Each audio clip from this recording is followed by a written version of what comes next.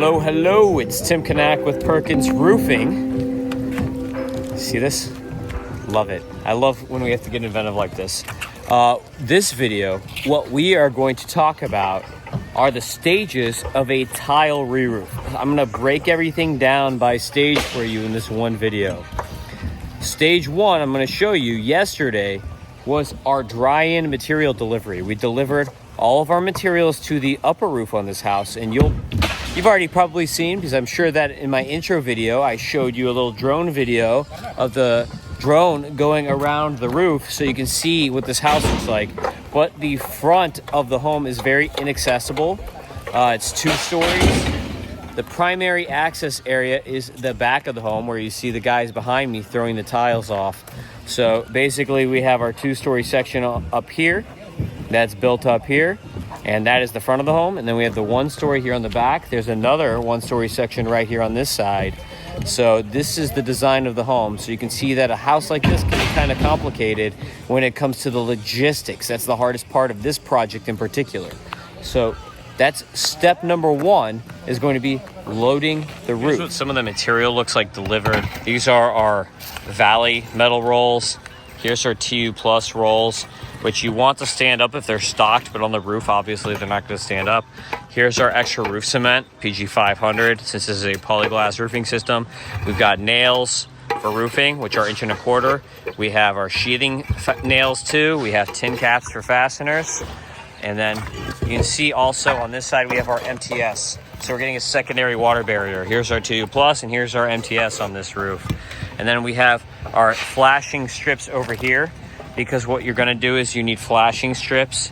You have to strip in eaves and valleys. We have an extra roll of SAV also to flash in the valley. We have our gooseneck vents also on the other side of the chimney here. So you can see everything that gets loaded to the roof to facilitate the project. Alrighty, so step 1 of the demo is gonna be to load the roof with drying materials.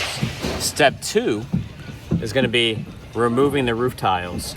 So you can see here that this old roof was foamed on. There's a foamed in tile system to cap sheet. This is an old hot mop cap sheet system. So it's hot mop cap sheet paper. There's probably a 30-pound base layer under this nailed down. And then we have our tiles foamed on. You can see though, when you remove the foamed on tiles, you can still get rips in the paper. And when you mechanically fasten, so when these tiles are mechanically fastened on, when we remove them, a lot of times it's leaving holes in the paper that need to be repaired behind you. So if you're demoing a mechanically fastened system, you have to keep a can of Bull with you, or roof cement in normal terms, and seal any rips or holes in the paper. So right here, this is wet roof cement where we seal the rip in the paper from removing the tiles. Now, when you're backing out screws or breaking tiles, it's gonna have little holes all over the roof when you mechanically fasten. So you're gonna have roof cement all over the roof temporarily, because we're gonna leave this waterproofing paper on the roof until tomorrow when we start the demo. We're getting all the tiles off clean today, because when you dump clean, where it's tile debris only, into the dumpster, into the trailer, you get a much better price on those tiles at the dump, dumping them clean, than dumping them with mixed paper and stuff in between. So when we dump, and in our contract, we actually have, it says this includes clean demo. If we're doing a dirty demo, which is a combination of the paper, which sometimes when you take these tiles off, the paper will rip off with the tiles. Like that's probably what happened right here. And when the paper rips off with the tiles, it gets stuck in there, and you've got to do a dirty dump, and the dump will charge you more, because this clean tile, they can reuse it for stuff, but if it's mixed with other things, you can't basically recycle it, so they charge you like double the price. So it's very important, the difference between clean and dirty demo of the tile. But you can see here we made this ramp. I'm gonna tell the guys to put railings on here so we can get it OSHA certified, because I just got to the job site. But we gotta get some railings on this bad boy to help. But you can also see here, we have wall flashings. So we need to check the flashing metal now. We're getting these tiles off and make sure it's in good shape. It's still hard to tell with the paper on, so tomorrow, once we get the paper off, we'll see if we'll be able to re-flash this wall here, or if we need to Because you can see someone's already done a silicone repair here. We'll see if we can reflash the wall, if we have to replace the metal, if the metal is rusted out. Now, I prefer to reflash it, and when I reflash, I'm not going to use bull and membrane, which is the old way, like what they did here. You can actually see the bull here. We're going to reflash using Polyflash 1C in fabric, which is a polyurethane product that Polyglass makes. That Polyflash is white, so it's UV stable, versus the black, which will crack out over time, even under the tiles. If they're partially exposed to the sun. So I like our UV stable Polyflash product that is 3-course embedded with membrane, a lot better than 3-coursing with bull and membrane. It's a much better finish. It's just more expensive, so other people don't want to spend money on Polyflash, because Polyflash is like $200 a bucket, and this bowl here is about $40 a bucket. So it's a big difference in cost, but the Polyflash is a superior product. Now you can see we go up here from the first floor to the second floor on our custom ramp that we made here that needs railings, and we can see the second floor. We've got a lot of these tiles already pre-demoed here on the second floor, and we're just carrying them down. Again, any cuts in the roof are going to be repaired. And one thing about this project, architecturally, that I don't like about this house is that we have a valley right here that goes straight into a chimney wall. And then on the other side of said chimney wall is the rest of the valley. So you have a valley that leads straight into a chimney structure, and then it restarts again on the other side of the chimney structure. Architects, please don't do that kind of stuff. That thing is gonna always leak eventually, no matter what. So you have a valley that leads straight into a chimney. Even with the cricket around it, because it has a little cricket there, it's still, you're dumping water straight into a chimney structure. It's not the smartest move. On this project in particular, you can see there's old 2-inch drip metals here. I have mentioned this in other videos, but we always go back to 3-inch drip metals, and I'll show you the 3-inch as we are reinstalling it. But we're going to demo these 2-inch metals here. You can see the nails in here too. They have the cap sheet covering over the metal here, and then we can see our 30-pounder base layer down underneath, and we see our fascia here. Removing the gutters, which we're going to do, allows us to knock test all of this fascia and check for rot. Like, this looks bad, but really it just needs to be repainted. This is not rotted, despite like holes from fasteners. So all these gutters are going to come out as part of the job. We're going to remove the gutters, but we're going to leave the downspouts, because we're going to save the customer money by reattaching to the old existing downspouts. Since they're not damaged, we're just going to take these old gutters off, put new gutters on, and reattach to the existing downspouts. So again, stage 1, dry and demo. Stage 2 is to demo the actual tiles clean off of the roof. And stage 3, tomorrow, I'll show you, is going to be demoing the roofing paper itself, and when we see bad wood, changing out the roofing paper with new plywood.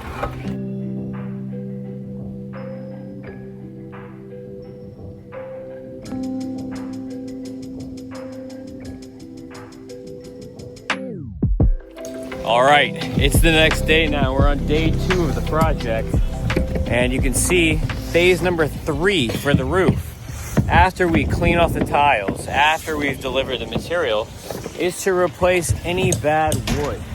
You can see we like to spray paint numbers on our wood so that you can see how many sheets we're replacing, and that's going to be photographed so that we can't make up, oh, we're changing 100 sheets of plywood on your house.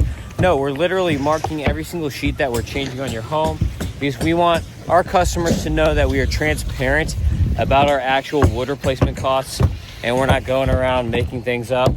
So once we remove the paper, as you can see, guys are doing behind me, taking all this paper off of the wood. Once we remove that, we're going to clean off the wood, clean off the dirt and the dust off the wood, so that the new paper can stick back. Take all the nails out. You can see the nails. I'll show you what that looks like closer up. You can see the nails though. So we clean all that up, get everything nice and smooth. We have to re-nail the plywood with sheathing nails to get it to updated code. And then after that, we're gonna put our paper down. So I'm gonna show you what that looks like.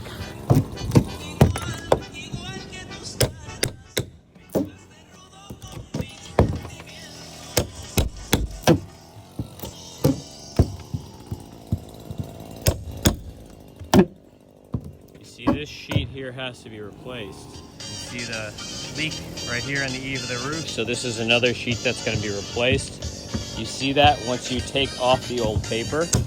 You can also see the nail lines in the roof of the plywood. And so we have to re-nail these sheets of plywood to meet updated code. So what we do is we have a nice little permit on site, and that tells us how many nails need to be in each sheet of plywood and basically what the spacing is going to be. So it's going to tell us what spacing we need to have between the nails up and down the plywood seams.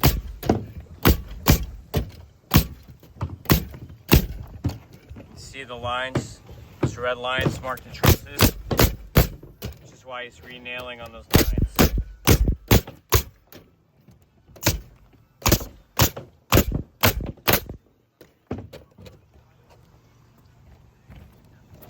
These tin caps that are stuck down post paper that all need to be dug up out of the wood before re-nailing.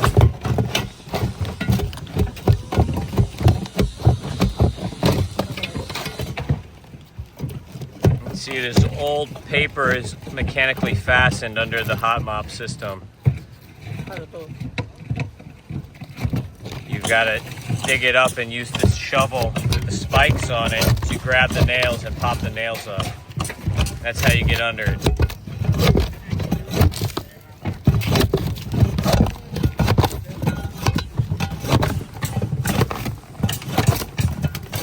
Right here you can see that this has been repaired in the past, because you have here the original paper, and then here is a new Verea paper that's 60 mils. So this has been repaired before we did the re-roof here. And you see all these nails, the ones that are poking up, you have to remove, because if you get these ones that are sticking up, they'll come right through the paper. And then right here, check this out. This is what we call a return, where you have a end of a valley that leads into a wall flashing. So this is what we call a return right here. This spot here had bad fascia. You can see that actual wood here too is not in the best shape right here on the plywood. So we have to replace this fascia too, because this was a leak area right here. It had not turned into a hole yet at this point, but you can see it was actually leaking through the roof because of the coloring of the plywood here, the discoloration of the plywood, and the rot on the fascia. So this was coming through the roof. It just hadn't created a hole yet through the plywood. This is what your vents look like once they're removed through the deck, and before we put your new one on. They kind of just poke up, and you can see that they're cut around the piping. So the new vent is going to come down flat against the deck. We'll show you what that looks like, but you can see still, like these nails here that are popping up, these are the ones that need to be removed so that they don't poke through the new paper. So phase 3, after changing the wood, checking the wood, re-nailing the wood, what we're gonna do is we're gonna put our base layer down. On this roof, we are doing a secondary water barrier. So there are 2 water barriers. This is MTS Plus, it's 60 mils. This one is the base layer, it's going down first. The next one is gonna be the TU Plus. If you only do one layer, what we're gonna do instead is put SAV flashing strips on the eaves and in the valleys, and then we're gonna put TU Plus straight to the deck. So you're not getting 2 layers of paper fully through the deck. You're only getting 2 layers in the eaves and the valleys if you do a single layer system. You can see the half sheets here on the end. I'll show you what that looks like installing those half sheets. You see right here, it's a half sheet. We have to cut the sheet in half, the starter sheet on the eave of the roof. So this is a half sheet of MTS Plus, and we're gonna back nail it right here. But this half sheet of MTS Plus is 60 mils underlayment, and on the eaves you put half the sheet only, not the full sheet, and then the next roll is going to be the full sheet over. And this is a secondary water barrier. The primary water barrier is the white, the TU Plus.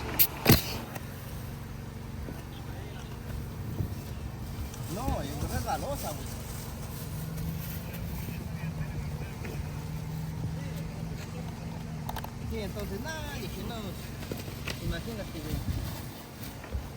sí, ya mucho entonces.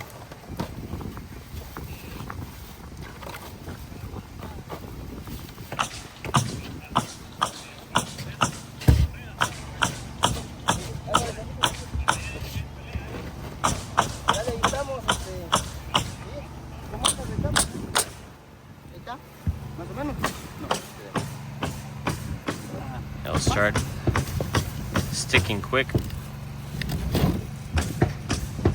Yeah.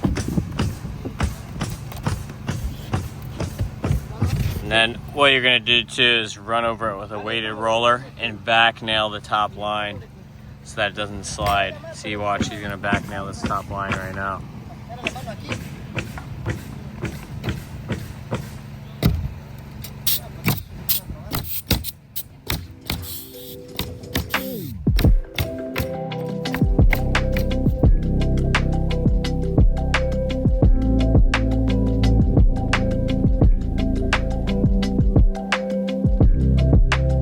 We're on day number 4 of the job now. You can see we took out this little roof here.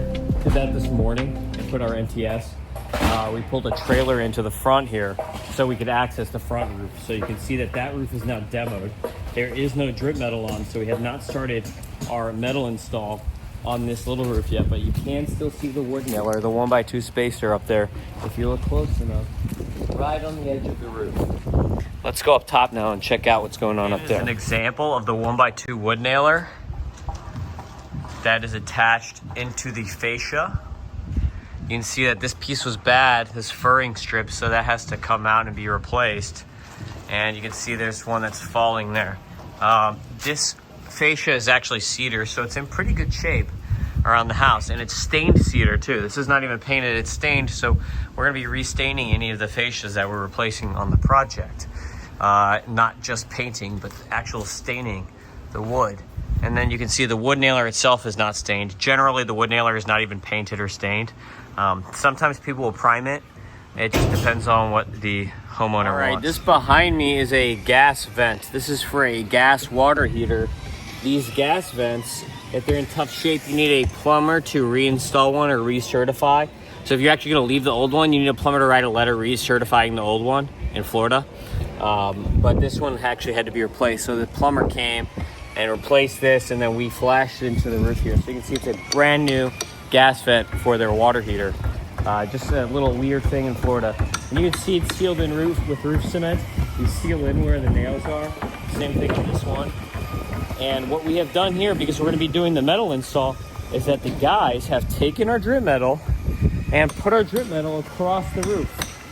So all this is already lined up for easy install. And you can see, I've mentioned before in other videos that they make drip metal in 3 standard colors. You have mill finish, white, and brown. This is a brown drip metal, right? It's actually still white on the back, even though it's painted brown on the top. All of these metals, the standard install is going to be in galvanized painted steel. If you want to upgrade to aluminum, stainless steel, or copper, it is an additional amount of money. We install all 3-inch drip metals. You can see this is a 3-inch profile here. Many roofers will come and install 2-inch. I think that is dumb because the 2-inch is not going to cover, and I talk about this in other videos, the 1x2 wood nailer all the way. You've got 2 inches covering 2 inches. There is no room for mistake. If the wood nailer is not nailed perfectly straight, it's going to be exposed underneath the drip metal. You also don't leave room to tuck in your gutters. So 3-inch drip metal is really the way to go. So here's the metals all lined up ready for install. Closer look at the wood nailer with the stained fascia.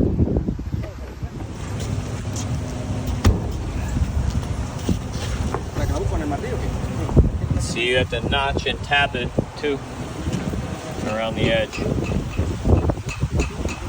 Marking that line for the cut for the corner.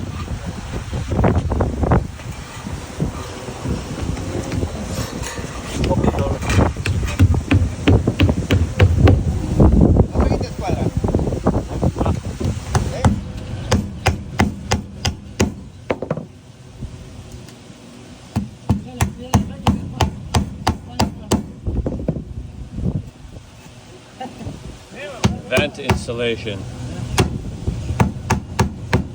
You see the roof cement under? That's so that when the nail goes down, if you don't put the roof cement, guess what? That's gonna leak. You need the roof cement under so that it fills the hole when you nail it down. And it's the same thing with the drip metal here. You see the old wall flashing metals? Here's our new drip metal, brown. Tacked down only. We haven't done our nailing pattern yet. 3x3, but you can see the old wall flashings here. What we're gonna do on the wall flashings is we're gonna re-flash these with Polyflash 1C and fabric. If you replace these wall flashings and you only do it when they're rusted out, we have to cut the stucco here to remove them and put new ones in. Once you do that, that means you have to re-stucco back down. That's very expensive to do that. So we try to save the L flashing on the wall if we can, if they're in good shape. Now, most roofers, when they save this, what they're gonna do is they're gonna just 3-course this whole thing with bull and membrane. Bull is black, like this. What's gonna happen, the problem with the bull, it's tar, so it's good, but the problem with it is that when it hits UV from the sun, it's gonna start cracking out because we're in South Florida and it gets hot as hell and it's black. Now, if you use something that is UV rated, like Polyflash 1C, it's white, so when the tiles come straight to the edge here, it's not gonna crack out right along the edge. So Polyflash 1C in fabric, it's more expensive, but it is a much better finish, and it's what I recommend for flashing any wall flashings. You can see right here, here's our valley metal on the roof. It's wet right now because it did rain this morning. So you see our valley metal sealed in with bull, the nails go down either side of the valley metal, and you have to nail every 4 inches, you can see, on the valley metal. So right here, you may remember in the other videos, there was a chimney here, and the owner doesn't have a fireplace down there. This chimney is merely decorative, and they put this chimney, the architects decided to put it right in the middle of the valley, which is very dumb. So the owner asked if we could just demo this thing and flash it into the existing roof. This is pretty common actually for us to do. We do it quite often. You can see in here actually the structural decking. There's an opening, so we're just going to be filling this in with plywood once this whole chimney structure is demoed. So the guys are here taking this thing apart right now. You can see it's completely made out of wood. It had stucco finish before with wire mesh and some paper on it. And it's much cheaper to just demo this thing than to keep rebuilding it. The top, he said, kept flying off too, and re-flashing it when it leaks because the chimney was placed right in the middle of a valley. So if you're an architect watching this video, please be smart about your placements of random decorative objects. Do not place them in the middle of valleys. Do not place them at wall flashings. If you want a random decorative object that has no functional purpose, but only to look pretty, place it in the middle of the roof away from anything that could potentially leak in the future, because now the owner has to spend some decent money to demo this thing and flash it in. So to recap where we're at on this project and the stages of the roof, number 1 is our dry and material delivery. That is step 1 of the re-roof process of a tile roof. Number 2, demo and remove the roof tiles from the old roof and leave the old paper. That is step number 2. Step number 3 is going to be to demo the old paper. And when we demo the old paper, we are going to be exposing the wood. So we're going to check the wood at the same time that we're doing the demo and replace any bad wood. This is going to include sheathing wood. This is going to include structural truss, sistering, or replacement. This is going to include fascia woods and wood nailer. This is the time that we're going to be changing woods. And then step number 4, which is kind of done simultaneously with step number 3, is we're going to cover then the wood once it's replaced. Once we check the nails and re-nail as needed to meet updated building code, we are going to put our base layer down. And that's our MTS. This is our base layer. So step number 4 is to put our base layer down. In this project, it is the secondary water barrier, the MTS. If you're doing a secondary water barrier, that secondary actually goes down prior to the primary water barrier. So the secondary water barrier gets installed. And then step number 5 is going to be to install all metals. So you can see we're going to be installing our drip metal today on the perimeters. So our perimeter drip metal is going to be installed onto the roof. The guys are not doing that right now. They're working on the chimney, so I'm not going to be able to videotape that when I'm here today. I have other videos where we're installing drip metal, but you can see it. So step number 5 is going to be install drip metal. install valley metals. Anywhere where there's valley, we're going to be installing valley metal rolls. And we're going to install our vents. So you see all our gooseneck vents have been installed. The gas vent has been installed. All the vents and all the metals in the entire roof are going to be installed at this time, including new wall flashing metals as well. Those are also going to be installed. And I guess you could also call this part of the project step number 5 of installing the metals, eliminating random crap off the roof that you don't want, such as this chimney. That's where we're at in this project. Let's check back tomorrow and see where we're at.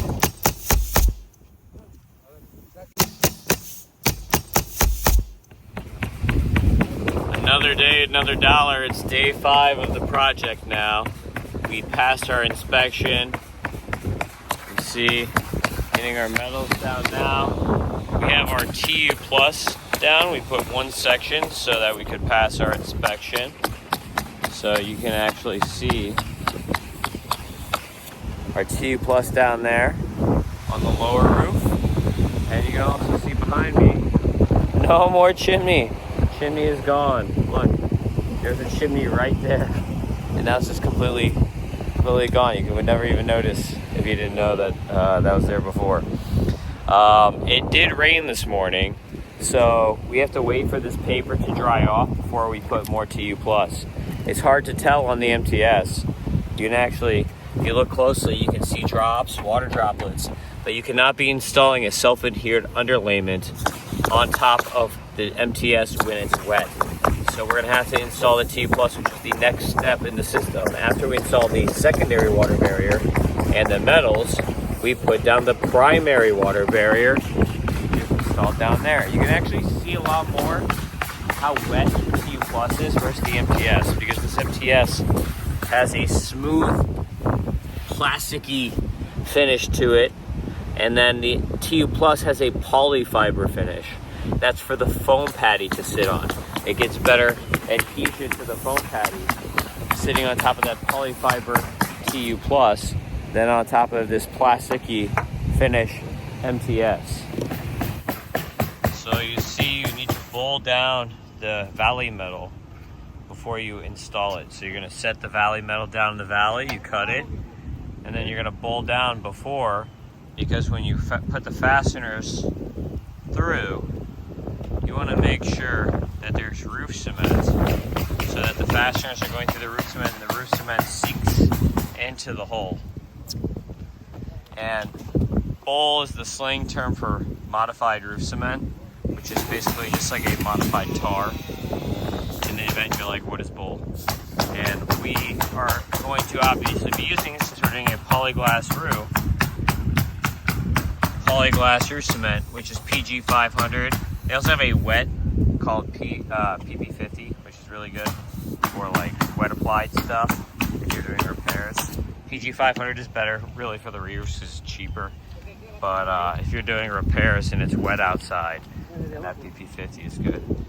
And then here, let me turn this camera around. Here we can see that we finished our wall flashings here with metal. So we reboxed all these wall flashings here with metal, and we've got our cedar fascia wood in here. You may remember that this was rotted out, so this is brand new cedar wood stained to match. You can see, you can't even tell the difference in the staining. It's stained to match. And you see here the metal installed, and the guys are nailing the drip metal in right now because they previously only tacked in the drip metal. Now they're putting final nails in every 4 inches to meet high velocity hurricane zone code. Florida building code is only every 6 inches, but here we like to do high velocity. That's how, you know, we get some of our projects, by doing higher code. But we do this refinish, staining, and wall flashing. In this area, this is called a return, where you have a valley end that ends down into a wall, and you box around the return with your counter flashing metal, and then you can see it sealed into the wall. Mauricio from my team is here right now to re-stucco the walls where we had to cut to install this new wall flashing metal. And then you can see we put on here what I call an elephant ear, which is basically a little tab on the end of the counter flashing metal. What that's going to do is it's going to redirect any water from running down straight against the wall and staining the wall. It's going to redirect the water and point it kind of into the gutter once we have our new gutter on the insured metal there. So you see right here, any valley, you got your valley metal coming down, comes into a return. You box in your return with new metal. If you have to replace the metal, which we did here, to do that you have to cut the stucco. So we cut the stucco, seal it into the wall. Now we're going to come back and stucco to that lip right there. That lip is meant for the stucco to sit on top of. So we're going to stucco back to that lip, and then this elephant ear is going to redirect the water into the new gutter once that new gutter is on, which it is not yet. You can see here's another one. And we're going to also repaper. So this is going to get a 3-course of waterproofing on top of these wall returns here. Completed valley.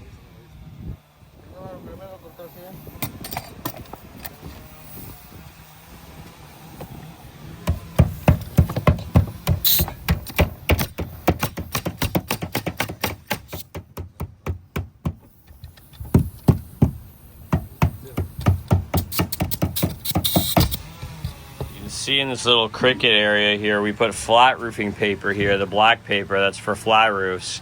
It's heavier, so we put that in the little cricket area here because the slope in this spot is only 2 on 12 right here.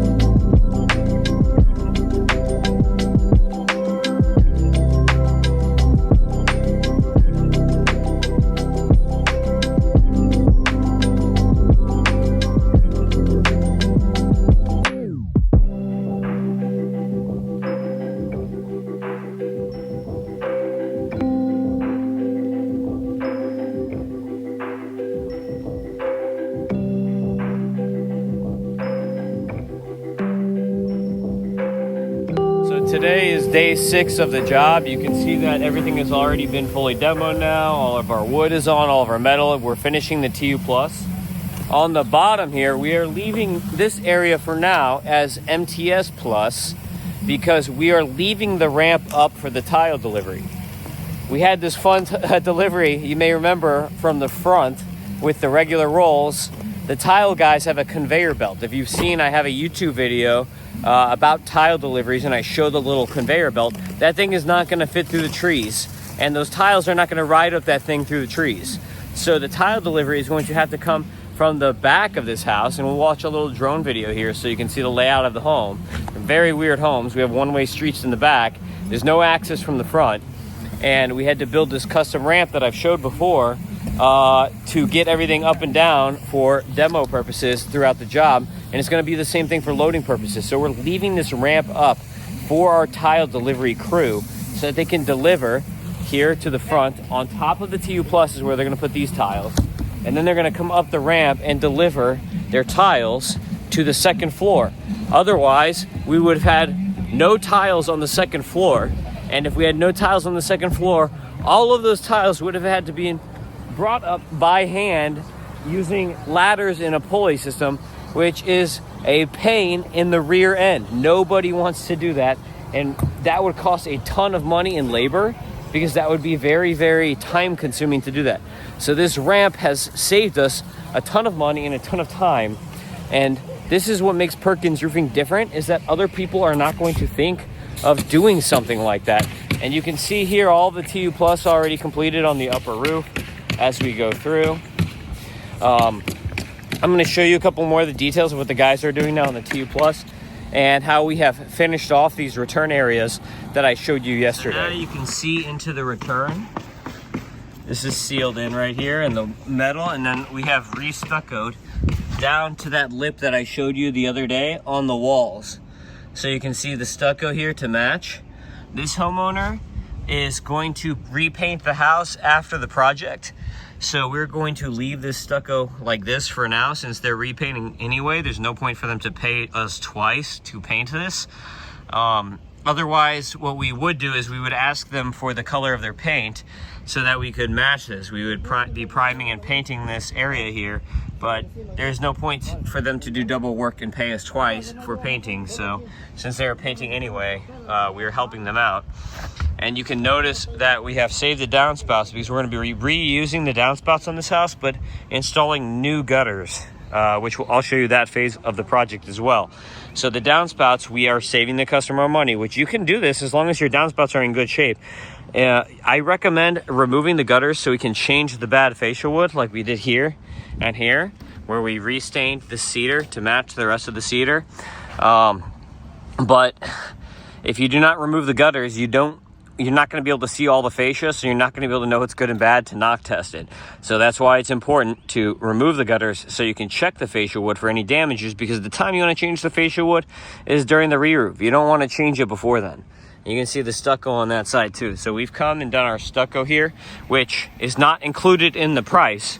That's something that we call a time and material change order to do the stucco if we have to, because you don't always have to do it. But in the event that the metal is bad, you have to take out the metal and replace the stucco above, because you see we have done it here, but we did not do it down there, as you've seen in some of my other videos. We left that L metal because that L metal down below was in good shape, whereas in these return areas it was not in good shape, and we had to change all the metal here, change the fascia, because all of these little areas here were leaking. This was a leak, that was a leak, that was a leak, and that was a leak. All four of these areas were leaking before we got here to this roof.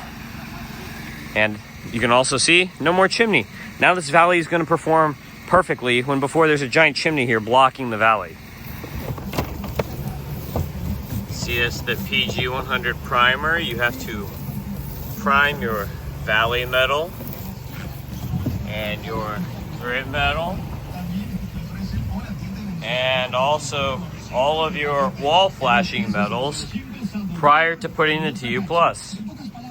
If you do not prime on top of the metal before you put your self-adhered paper down to it, it's going to start peeling up because it's not going to stick to the metal if the metal is not primed. And you want to prime it within 24 hours, 48 at the most, but you really want to do it within 24 hours of when you're putting down the self-adhered. If you don't do this, which I see all the time, the paper peels up, and on the edges that's what is going to get the most wind. So it's very important to prime it. And then the valley is the spot that gets the most leaks, this area here, when you have roof leaks.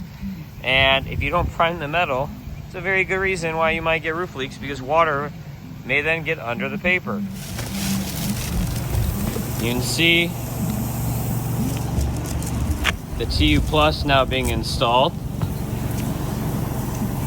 and back nailed. If you do not back nail it when you put the tiles on, because it takes 3 full thermal cycles for this self-adhered to cure, and that's after you apply heat and pressure, because all self-adhereds need heat, sun, and pressure, which is a weighted roller or a push broom, to get it to stick. If you do not do that, then it's not going to cure right, and you need to back nail it. Otherwise this can slip down when the weight of the tiles is sitting on the roof, especially when you have a lot of slope. It can slip down on top of it. And you can see that this self-adhered, the way the back of it is that there's 2 sheets of film, one on the bottom and one on the top. So you do what's called the peel and plot method, where you put down half first, you stick down half where you have unpeeled half of it, and then you do the other side. So you stick it down and then raise up the other side here. You can see the back nailing right here.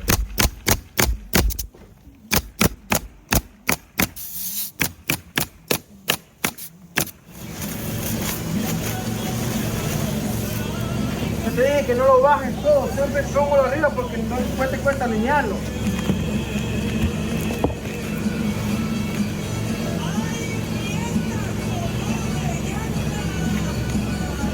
So you can see the full sheet here on the eave, whereas when we did the MTS, it's only half sheets.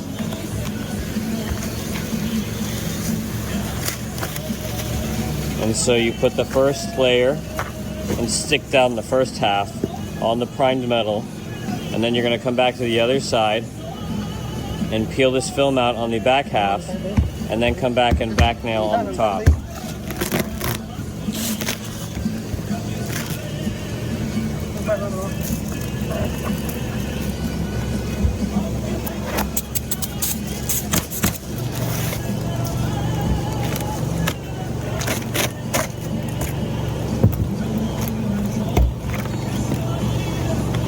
And this is how you layer the valleys.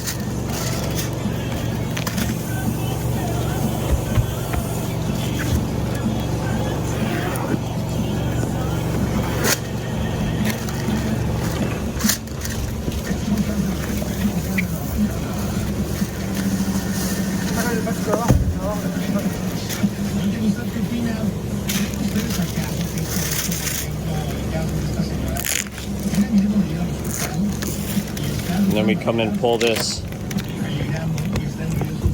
top plastic. You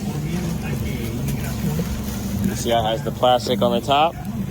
This one doesn't. And then back nails. And then the next layer is going to come back and cover over the nails. And you see this is actually the nail line right here. So you know where to put your nails on the other side of that line and where this paper is going to cover over this one. So your overlap lines are marked for you, because per code, you have to hit minimum overlaps on the top and on the sides, which are called side laps. So you see they pulled the film off here. You have your nail line. So here's your minimum overlap that you're going to hit between your rolls. And then on the sides, you also have your side lap. Subió para arriba, subió.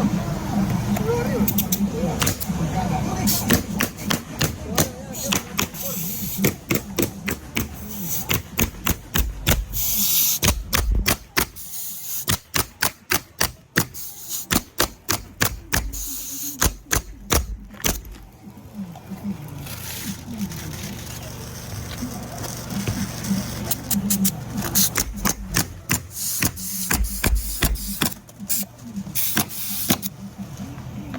Now you don't want to nail in the center of the valley here. If you get nails in the middle of the valley metal, that is going to leak, which is why all the fasteners are here on the edges of the valley, not in the center. So day 6, you can see that everything is going well on the project. Our tiles are coming next week. Today's Friday. Our tiles are coming on Wednesday next week.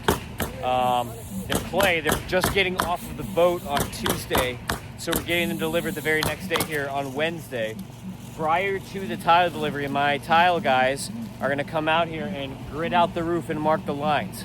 I'm going to try to meet them out here to see if I can get video of that, to add that into this video. But if I don't, that's what they're doing. So the next stage of the roof after installation of our primary water barrier, which is 80 mil TU Plus for us. I do not use 60 mil. I do not use Brow 60 mil. I'm not going to use 45 mil underlayments. We are using 80 mil TU Plus, which has 165 mile per hour wind rating, I believe. The best wind rating for any of these underlayments, which I'm using the best products. I don't use cheap, crappy products like a lot of other roofers to come down in price and beat me by $1,000. I'd rather install good roofs than cheap roofs. So that's what we're doing here. And then we'll look next to see what everything looks gridded out. That's another thing where a lot of roofers will cut corners. They will not spend the time and the money to come grid out the roof with the tiles because that's 3 guys for half of a day to come out here and do that. And when you do that, time is money. I'm paying those guys. That's time is money. So if you don't grid it out, you're going to save money and you'll be able to come down on the price. If you want a roof that looks pretty and the tiles actually line up, then it costs money.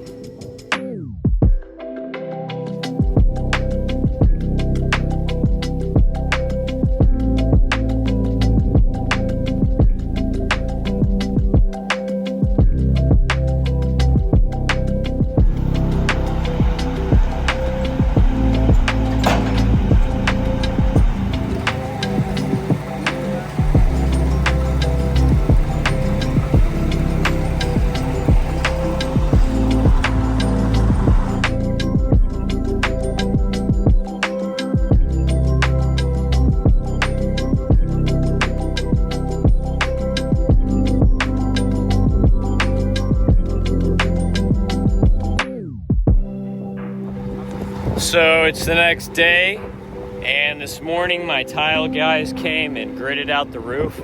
I'll probably throw some of that video up over my face right now. You can see us snapping the lines, but you can see the grids behind me.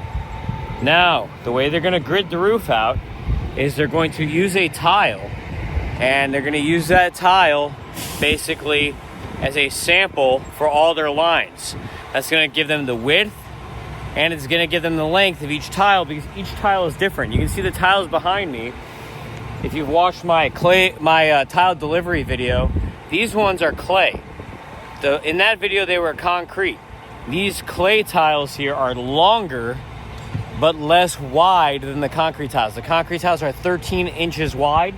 These are like 11 3/4 or something, and they're a little bit longer. I think they're like 2 inches longer, the clay tiles. And these ones are Caribbean. These are Verea Caribbean tiles. So these are 97 pieces in a square, which is 100 square feet. So it's 97 pieces a square. The standard concrete tiles are 90 pieces per square. So you can see the house next door, which we may be doing this one as well. But this roof here, you can see, is a concrete tile that's 90 pieces per square. These ones are going to be 97, so a little bit more. The clay tiles, if you haven't watched my clay versus concrete tile video, I suggest you watch it. These are far superior to concrete tiles. And I'll show you when the guys are back here installing. We could not install today. We were planning to prep our in-progress inspection today and get ready. But my tile guys came out here, they chalked the lines out, and then the tile delivery crew came, and they did not have the metals for the hips and ridge on their truck. They forgot them back at their shop. So now we have to, my guys came here, we lost the whole day basically, where all we were able to do is grid it out before they started loading the tiles.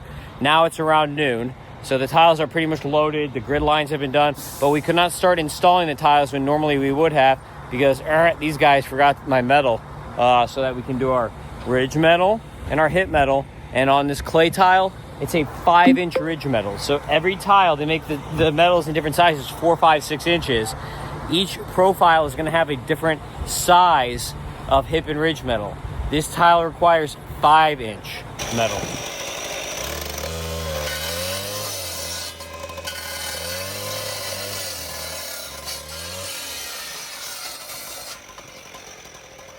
So today we're starting the tile install.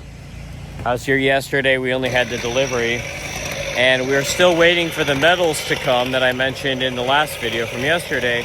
But today what we're doing is we're starting with the valley cuts of the roof. So these cuts here are the hardest part of the tile roof, is getting all the valleys and then getting the hips and ridges. We cannot do the hips and ridges yet because we don't have the metal. So generally what we're gonna do when the metal is here, before we do anything else, is we're gonna come to the eaves and put our eave closure metal around the whole house. If you watch my video on how to install tiles in Florida, roof tiles in Florida, you will see the eave closure metal. So hopefully when I come back tomorrow, I'll be able to get the eave closure metal being installed. I also showed it on my Fisher Island videos. You can see the eave closures where we use clay eave closures instead of metal. On these ones, we're using metal eave closures, which are more standard. So we'll come around the whole house. You'll see us installing the eave closure metals. And then on the ridges, we would have our ridge metal and hip metal, where that will be exposed, nailed in with roof cement, so that the nails are going through the roof cement and the roof cement goes into the nail hole. So that's what's gonna happen on the hips and ridges. And then we do our tile cuts around the hips and ridges and our tile cuts on the valleys before we fill in the field. It's almost like you're sketching. If you're doing a sketch, you draw around the perimeter first and then fill in the middle later, if you're doing a painting or a sketch or coloring or whatever. So you start with your lines, do the outsides, do the lines, and then come back and fill in the middle. Or like if you're mowing the grass, that's how I mow the grass too. I do the outsides first and then work into the middle.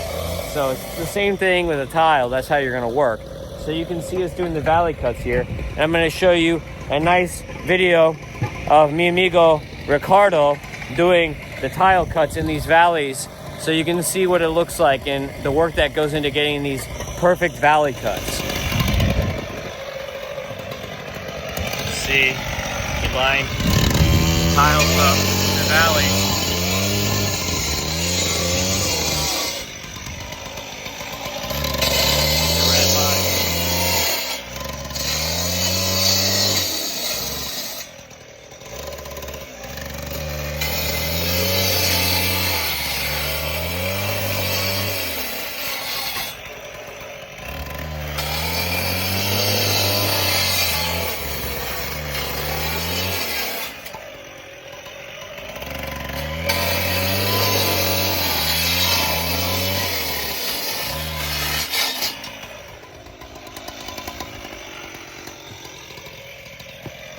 So you see these are cut perfect now to match the line of the valley.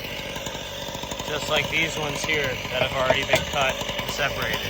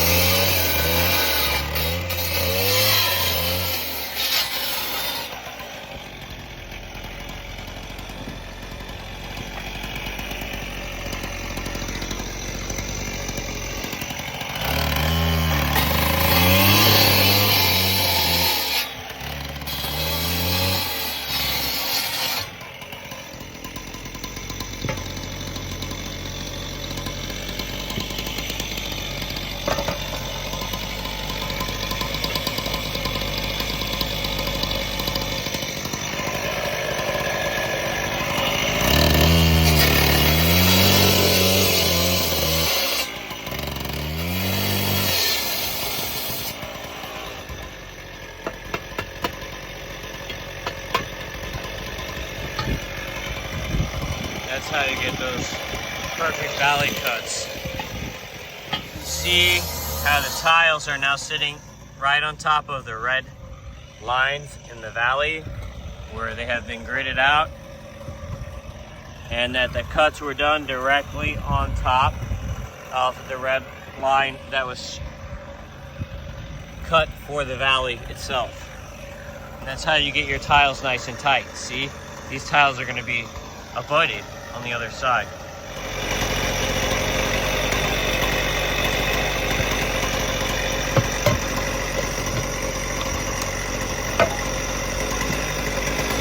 Some tile installers will just overlap the valleys like that and then not even cut the pieces.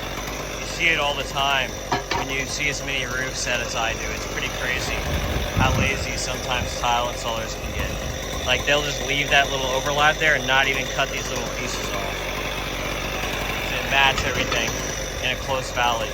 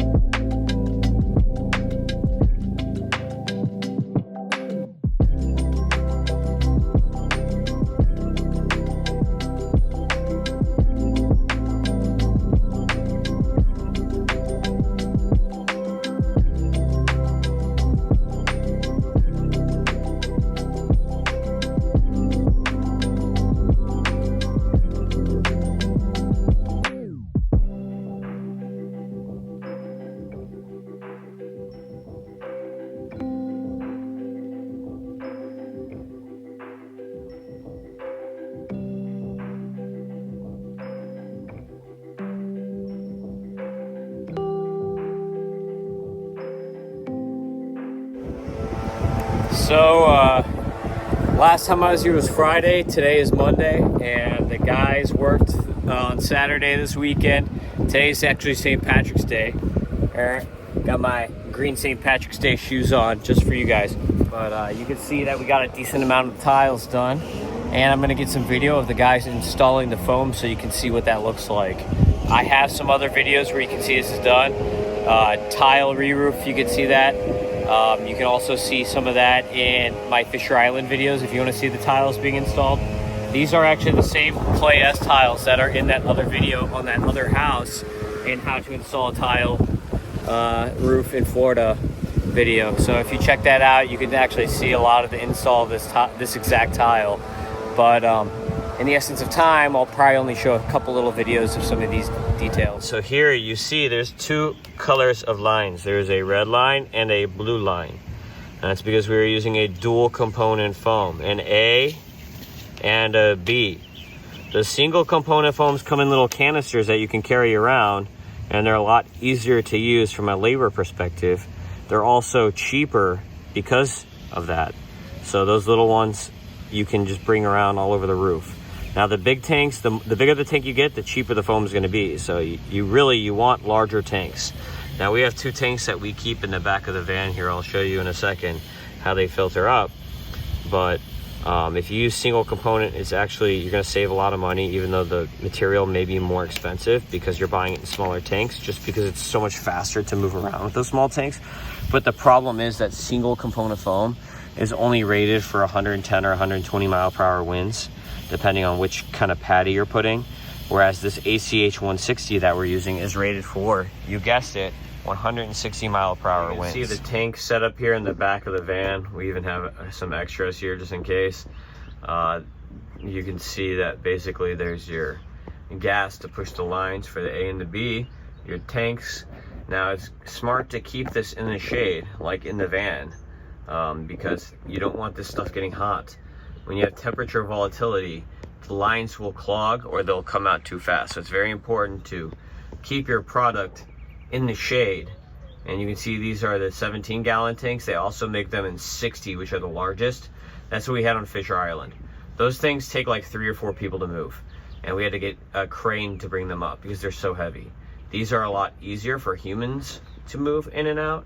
The 17 gallons are still super heavy, but they're a lot easier to move. But you can see the A and the B lines right here, the red and the blue, for the dual component foam. So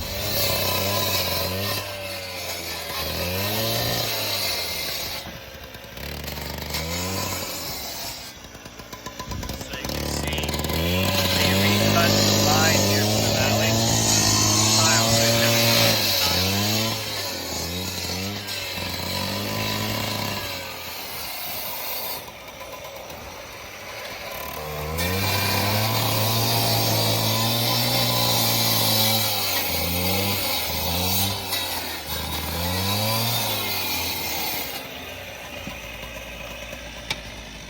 and then you have to blow all the clay dust out of the way. That foam's not going to stick to that, so you got to blow all this out next.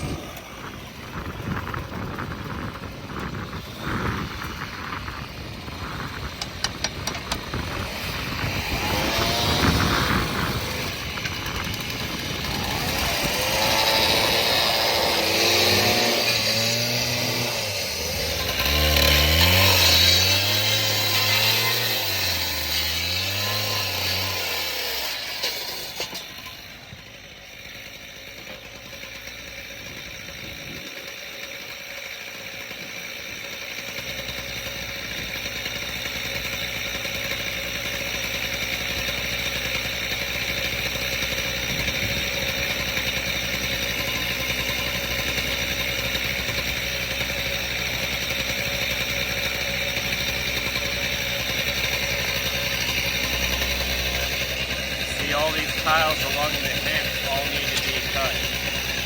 Match the angle. Same thing with the valley here.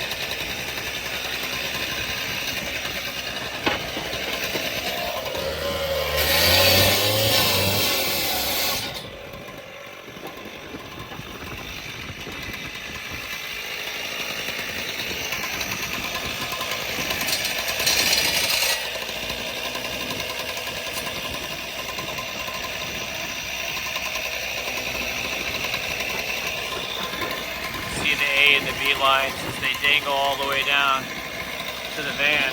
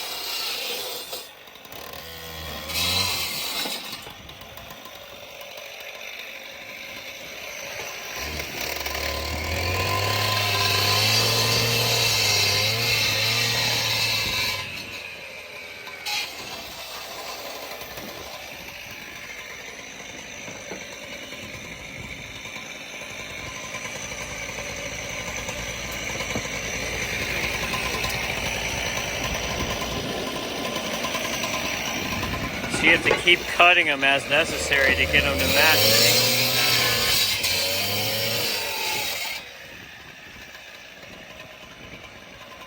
Some trial and error sometimes.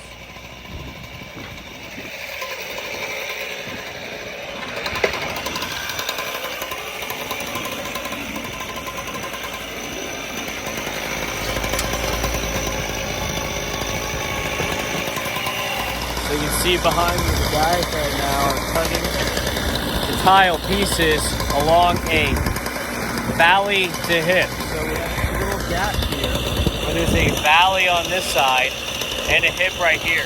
And it's only like 2 tiles wide. So you have to cut every single tile, 1 and 2, 1 and 2, 1 and 2, to match the valley on this side or to match the hip on the back side all the way up. So you're cutting pieces for a little 2-foot valley to hip transition right here to match the angle on both sides of those pieces. So there's a lot of detail work right here. And you can see the dual component foam right here, the A hose and the B hose, the 2 hoses. And every patties expand. So it's expanding foam. It's going to grow under the patty. And you put the amount of foam that the NOA calls for depending on the tile. Every tile has a different foam patty size, and there's a picture on each NOA of where exactly to put the foam and the size of that foam patty for each specific tile for your roof.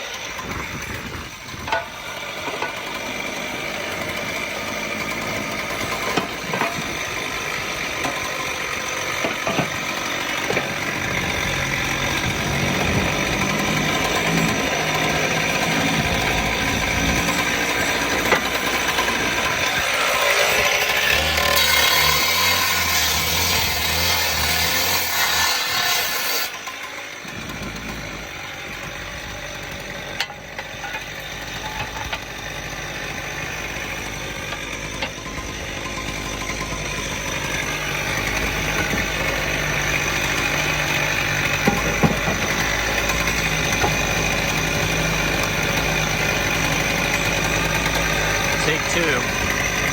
Can't make an omelet without breaking a few eggs.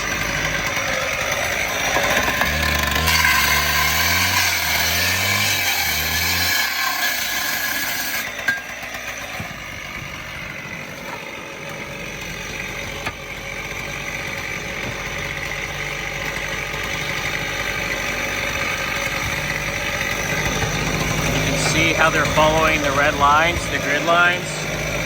That's why you grid the roof out, you see? You follow the red lines.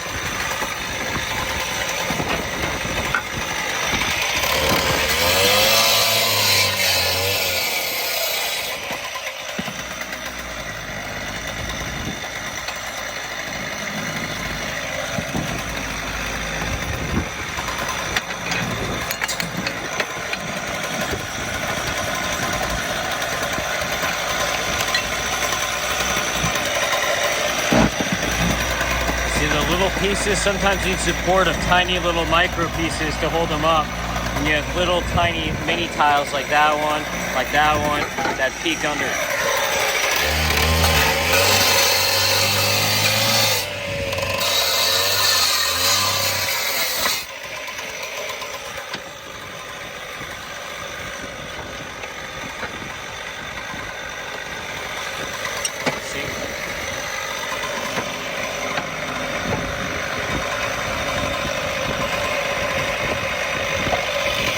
Now we're going to come and get 2 hits with the valve.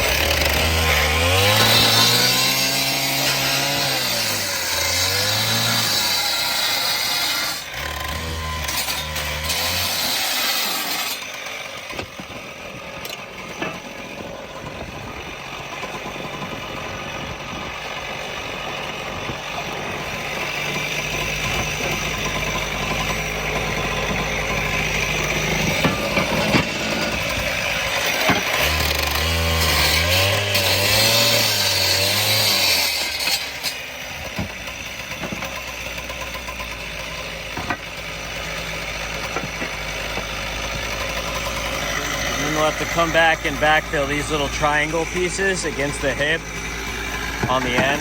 Now that the valley is getting filled up.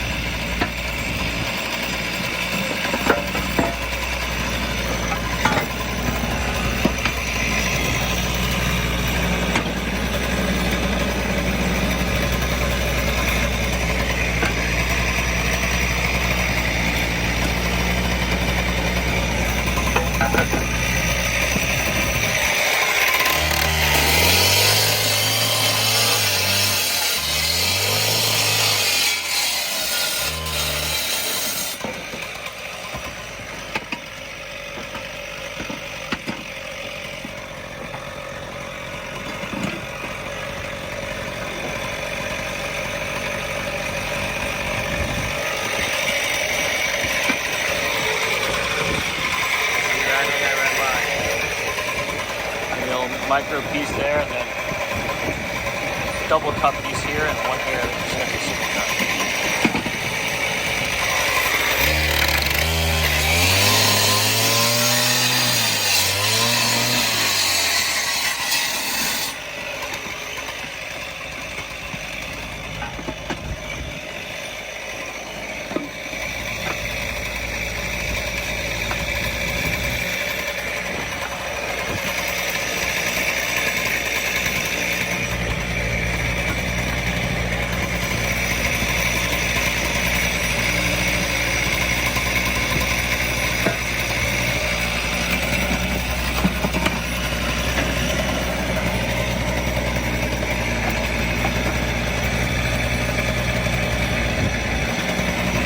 Little triangles again are going to be backed up a bit as they come back down. See, he's getting the pieces ready.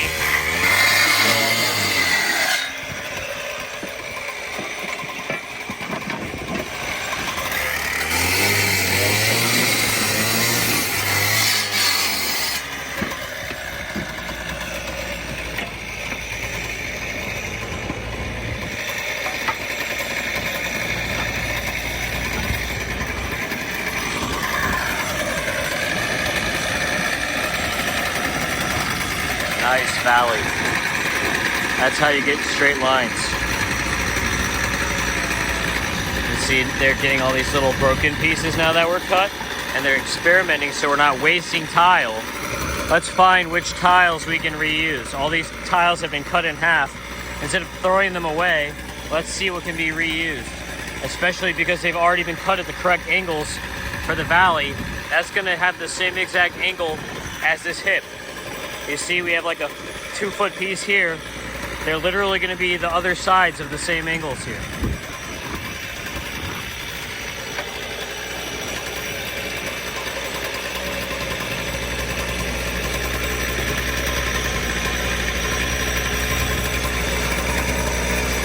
So just finding the same pieces that'll fit right in there and backfilling now.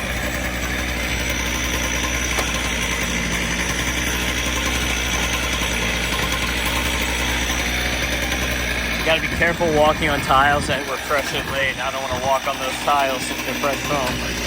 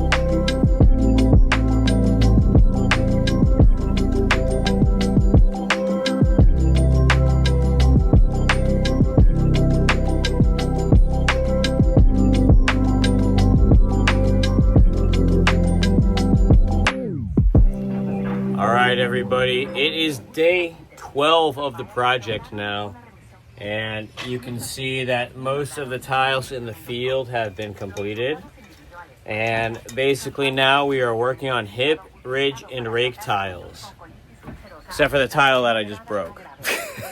So we can see here along the wall the Polyflash 1C that has been installed on our wall flashings, and all the way up the metal with the fabric. That's a really nice way to flash your wall transitions if you are leaving the old L metal.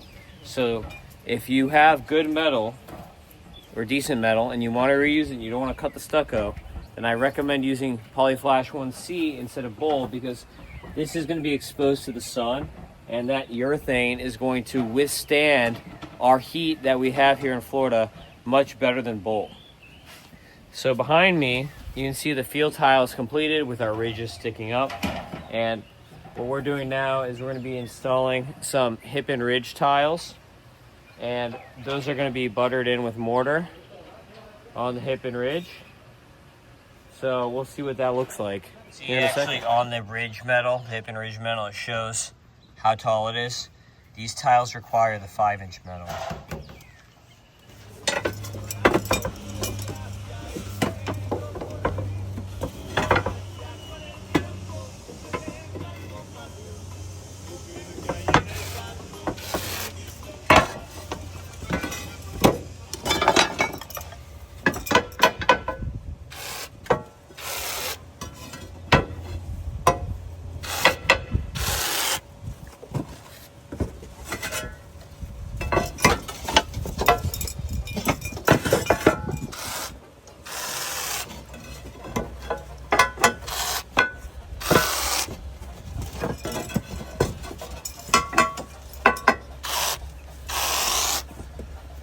So you put a little baby dab of foam on top of the tile before you place the next one. And then also on the metal itself.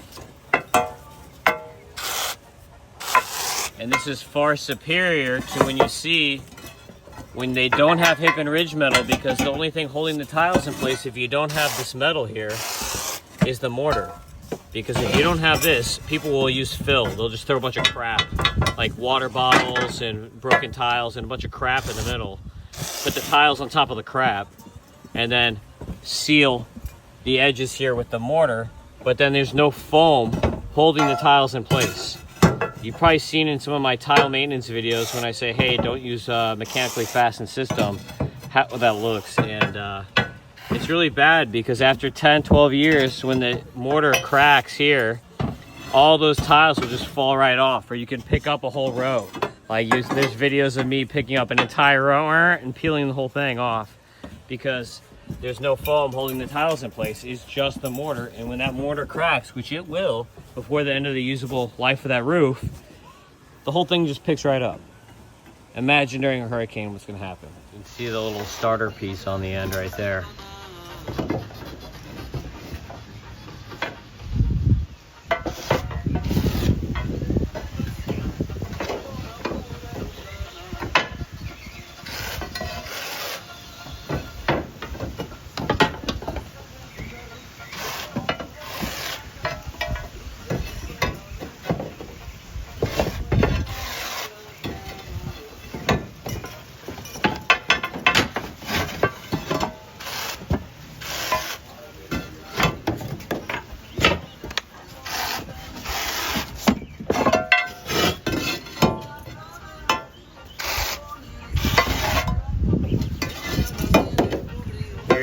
The two different colors of foam. The blue is fresh, and then next here is yellow. You can see it expands outward as it sets.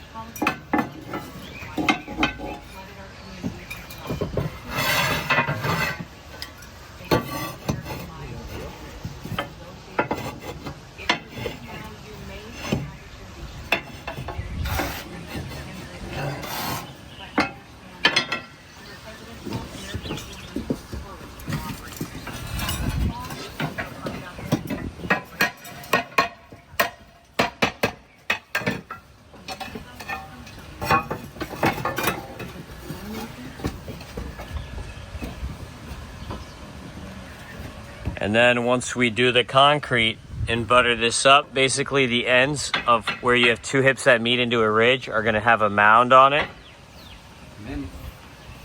And then also on the very end, it's going to have like a little round decorative mound on the very end. So I'll show you once we're doing the concrete how that looks. So now right here, you can see the foam is still blue, but as it sets and as it cures, it's going to expand out and start turning yellow to this color here. And this stuff will just break off. So if you have excess like this, the foam, you can scrape it off or take it off like this and it'll just come right off. It'll clean right off the tiles. So these spots here are the rake tiles. Those are gonna be the last tiles installed. And basically they're gonna be coming into the side. So if my hand is a tile, it's gonna be attached into the side here. And it's gonna be nailed in through the metal there, foamed on. So it's a hybrid system of nail and foam, and concreted on the edge. I'll show you what it looks like when it's done.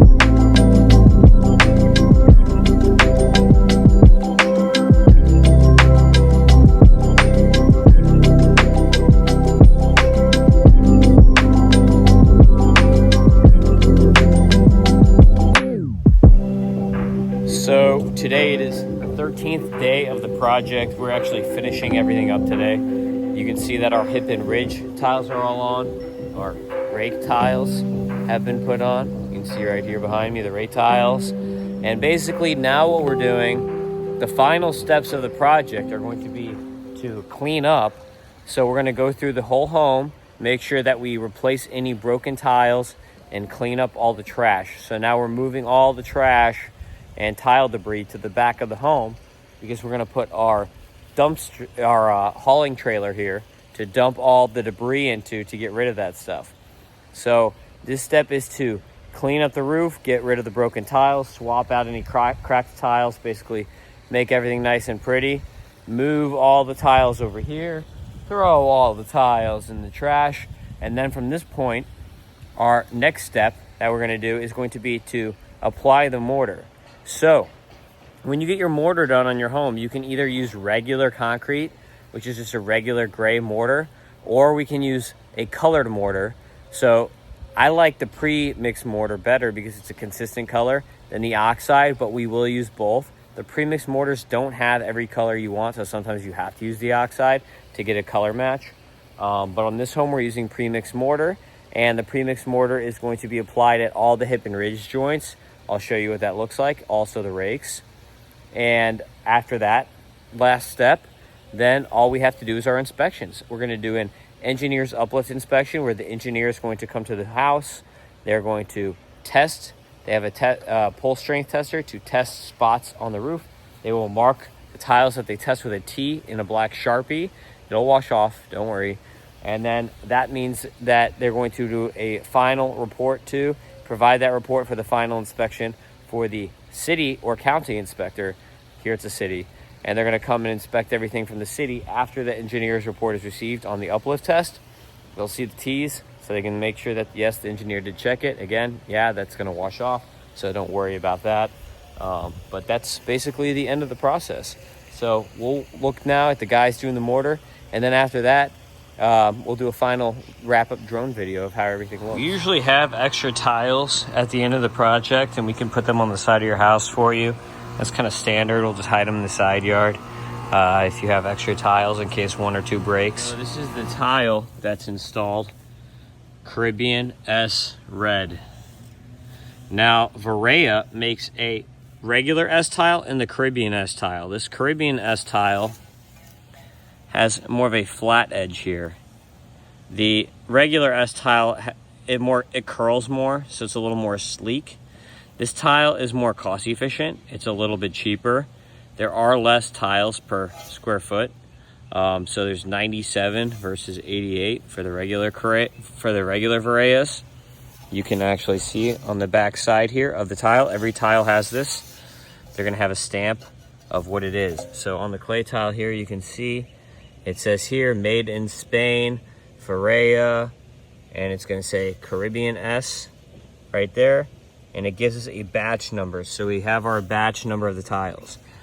Tiles are going to look different and have different colors based on the batch number. That goes for clay and concrete. One thing about the Verea tiles is you can see that this is a color tile that is consistent all the way throughout, because this is just clay. There's no glazing on it, there's no paint on it. So the bottom and the top are the same exact color. The Santa Fe tiles are actually, like if this was brown, it would be brown, and then the bottom would still be red. It wouldn't be consistent all the way throughout. If you get a Verea brown tile, it would still be brown on the bottom. So that's one of the differences on the clay tiles that you need to look at. And this is the difference again. It's flat versus curvy on this edge. We'll look at the regular Verea in a second here, so you can see kind of the difference of what it looks like. But this flat edge, the purpose of the Caribbean is to mimic the old Altusa Colombian tiles. So this is, even though it's made in Spain, it's supposed to look at like the old Colombian tiles that you see all over Coral Gables. So here's the tile I just showed you, and then here is the regular Verea S. You can see how it's more curvy in this lower section here. And as noted, even on the graphite tile, you can see that it's baked all the way through, where the color is consistent throughout the entire tile, because that's just the way that they cook the clay. Now, here's a Tejas Borja tile. You can see the back is the red clay, and then this is just a painted color that you're looking at when you look at the top of the tile, whereas those are cooked through on the Verea end.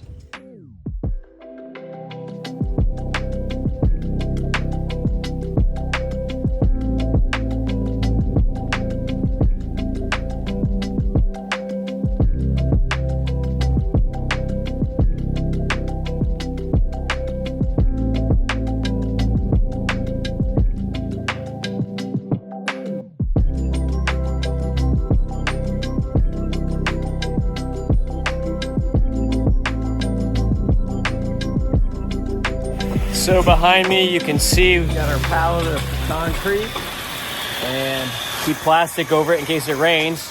Otherwise, it's going to turn into a giant block. And there's the oxide. You can see that this is the colorant to mix with the concrete. The guys dump the concrete in and mix it up. And the trick is that you have to make this at the same rate throughout the entire house. If you use a different proportion of oxide to concrete throughout the house, then you're going to get inconsistencies in the color. Now, one of the issues with the oxide, though, that happens is that sometimes it'll look great when you first put it down, but then over time, the sun will bleach it out. So I do prefer to use pre-mixed mortar when possible, but on this project we tried to use pre-mixed mortar, and the color, the terracotta pre-mixed color, is a little dark,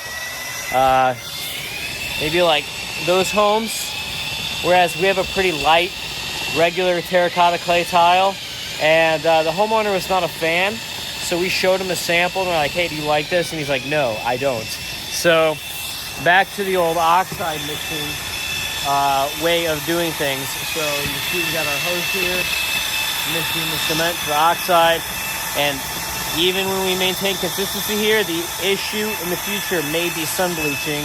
So that's something that over time, when you're using oxide for colorant instead of the premix, that you can run into as a homeowner.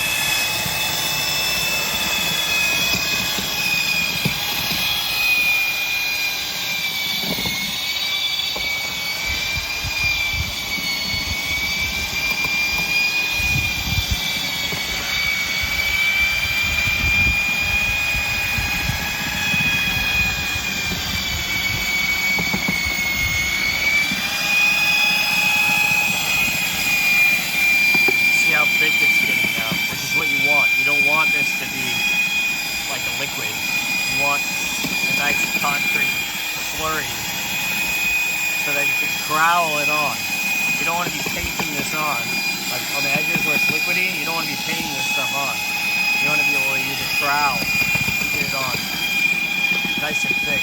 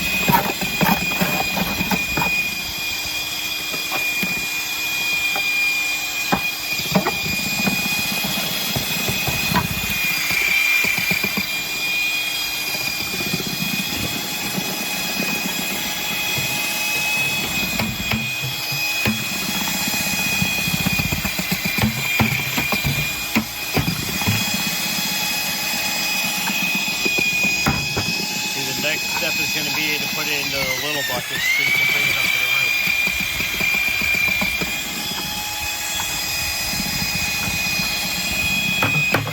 If you don't want to be doing this on the roof or on the driveway or anywhere there's pavers, you want to be doing this in grassy areas. Because the last thing you want to do is ruin pavers or ruin a beautiful driveway by mixing it just a little bit too hard.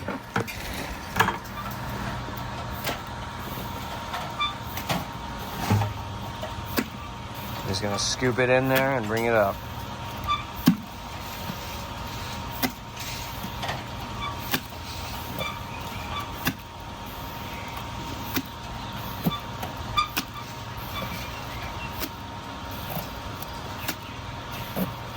If you're a chili fan, next time you eat chili, think of this.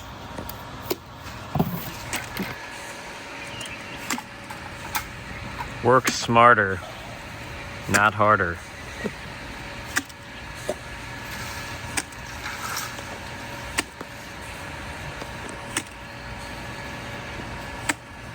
The pulley.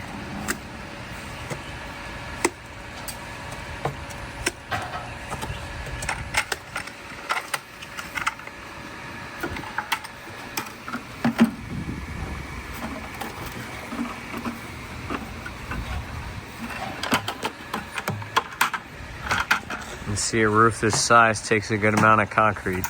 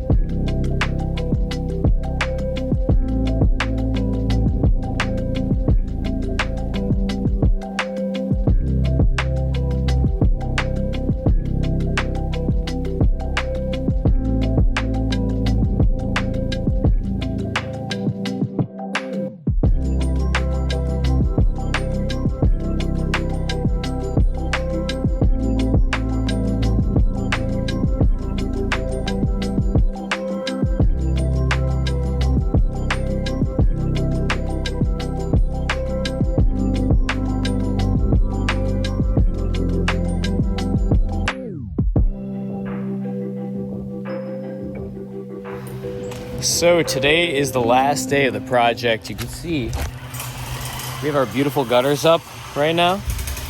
And when it comes to gutter colors, we actually have 3 shades of brown. So we have musket brown, we have bronze, which is almost like a black, and then we have a dark brown. So we have 3 shades of brown that we can do for you in gutters. Obviously, you want to try to match kind of like the look of the home. Darker, like espresso colors, really match like modern Mediterranean style. So you can see like this darker color really matches against their shutters, the window shutters, and also the railings on the home, on the front door, and the staining process. And then we're also finishing up the mortar on the tiles today. So that's what we're doing today, finishing the mortar and hanging all the gutters. You can see that the second floor gutters are pretty much done already at this point. You can see all the runs right here. The downspouts on the house we're leaving. So you can see the downspouts are white and they match closer to the paint of the home. We're leaving the downspouts this color and installing brand new gutters and connecting them to the downspouts to save money.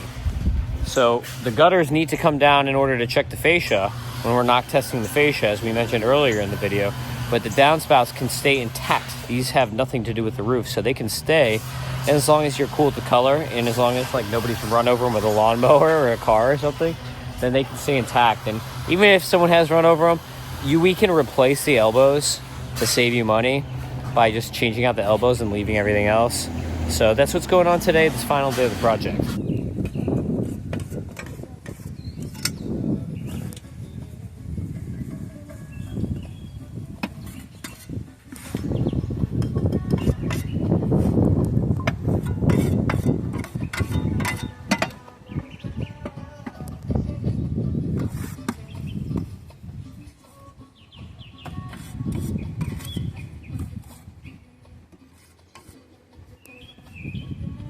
So here is our mortar on the rake that's finished. It's still curing, so I don't want to touch it too much. It is pretty hard already though. But you can see that you shape it around the rake tile. And the rake tiles are fastened and foamed in on the side here. And then we run our mortar down the rake up to the wall. And then along the wall, we are going to, you see the headlap. We're going to create a headlap on any wall flashing. You see all the way at the rake with the mortar sealing the tiles on the wall flashing. You can see the T on the roof. That doesn't stand for Tim. That stands for test. That's where the engineer did their tests when they were doing the uplift test. And it's also marked on a map on the actual survey. So you can see here the finish. This is going to get lighter. This is still fresh. This is concrete, so it is going to get lighter over time. It's not going to be so red. And then you can see also the vents. So you're going to seal around your vent penetrations. And down your wall flashings. Hips and ridges. Wall flashings and rakes.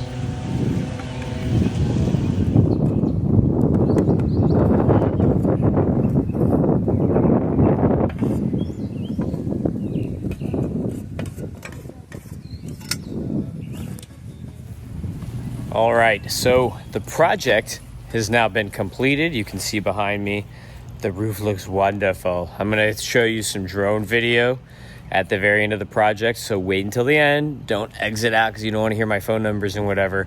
But stay to the end, because what we're gonna do is I'm going to show you on drone a time lapse of this project. So we're gonna watch that time lapse.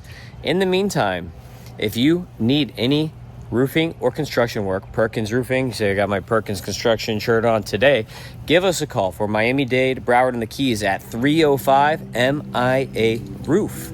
And then for Martin, St. Lucie, and Palm Beach counties, give us a call, 561-559-ROOF. And if you are interested in starting your own roofing franchise, because can you do this project without me? Even with my video, if you're watching my video and you're doing your own tile roof now, based on my video, you're still missing many of the keys that goes into pricing this out, estimating properly, closing the projects, advertising your company, everything that goes into it. You're missing that stuff. Cora, come here. And you're missing the dog. if you want to meet the dog herself, Cora Kanak, roofing dog. So if you want to work with me, then email me franchise@perkinsroofing.net, and you can see the lovely project. Let us fade to exit on this wonderful video.